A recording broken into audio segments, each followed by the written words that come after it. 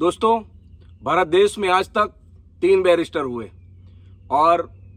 महात्मा गांधी, बाबा साहेब आम्बेडकर और बैरिस्टर असदुद्दीन ओवैसी साहब, जो कि हाल ही में हैदराबाद से सांसद हैं और AIMIM के प्रदेश राष्ट्रीय अध्यक्ष हैं। दोस्तों, आज का विषय है हमारा कि जो बैरिस्टर हुए वो देश के लिए एक बहुत ही अच्छी बात है और ये सद्भाग्य है देश के, जो कि इतने पढ़े लिखे देश के जो युवा थे उस वक्त के, वो राजनीति में आए थे और पूरे देश की राजनीति बदल के रख दी। दोस्तों, सबसे पहले महात्मा गांधी के जो बैरिस्टर थे और वो कहलाए उस वक्त हिंदुओं के बैरिस्टर, क्योंकि उस वक्त हिंदुस्तान और पाकिस्तान में विभाजन हुआ था। तो उस वक्त में हिंदुओं के बैरिस्टर बने थे और जिसके बाद में उनको महात्मा की उपाधि दी गई और आज महात्मा गांधी के नाम पे उनको जानते हैं। और दूसरे नंबर पे थे बाबा साहब आम्बेडकर, जो कि संविधान के निर्माता है और आप और हम सबके दिलों में जो बसते हैं। और वो बैरिस्टर दलितों के कहलाए उस वक्त, जो कि दलितों के लिए उन्होंने बहुत मुहिम चलाई थी और दलितों के हक में वो लड़े थे और आज संविधान निर्माता के रूप में आज आप और हम सब मानते हैं। लेकिन भारत के मुस्लिमों का ये दुर्भाग्य है, भारत के मुस्लिम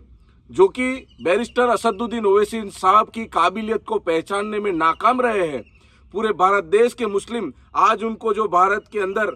बीजेपी की B टीम या C टीम के नाम पे जो लोग उनका मनोबल तोड़ने का काम करते हैं, तो वो लोगों को मैं बता देना चाहता हूं कि ये जो वक्त है, ये जो मुसलमानों का रहबर है, इस सदी में तो दूसरा नहीं मिलने वाला।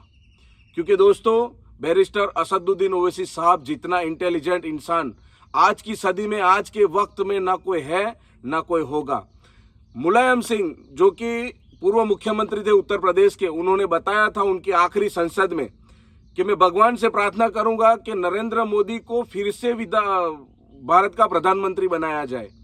और भगवान करके वो फिर से भारत के प्रधानमंत्री बने, ताकि भारत देश के मुसलमानों को पता चले कि सेक्युलरिज्म क्या होता है, मुस्लिम वोट बैंक हिंदुस्तान में क्या होती है, बंटवारा क्या होता है, विभाजन क्या होता है। ये उस वक्त मुलायम सिंह यादव ने कहा था। लेकिन अफसोस कि भारत का मुसलमान आज भी समझने के लिए तैयार नहीं है और इखरी बिखरी एरी टेरी पार्टियों में जा के खुद का वजूद खो रहा है, जबकि मुसलमानों की खुद की अपनी पार्टी बैरिस्टर असदुद्दीन ओवैसी साहब जो लड़ रहे हैं वो है। लेकिन ये बात समझने में भारत देश का मुसलमान नाकाम रहा है। दोस्तों, ये वो वक्त है, ये वो वक्त चल रहा है कि जहां पर मुस्लिम आबादी भारत देश के अंदर बहुत ही बड़ी है, लेकिन वोटों का बिखराव होने के कारण भारत देश में जो 60 से 70 के आसपास सांसद होने चाहिए, अफसोस की बात है कि आज के वक्त में सिर्फ और सिर्फ 25 सांसद हैं। लेकिन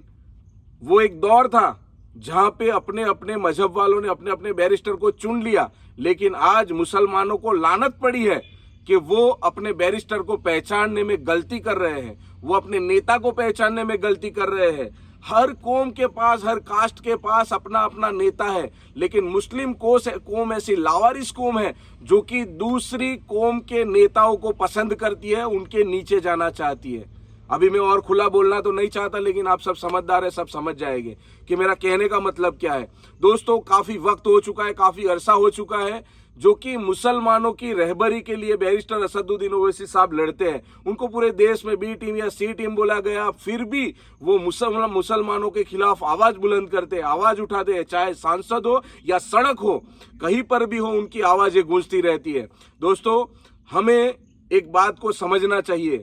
कि जब हम पे कोई भी मुसीबत आन पड़ती है, चाहे वो CAA का NRC का मुद्दा हो, चाहे वो पाकिस्तान ने जो भारत के ऊपर युद्ध किया वो मुद्दा हो, चाहे वक्फ बिल का मुद्दा हो, कोई भी चीज अगर होती है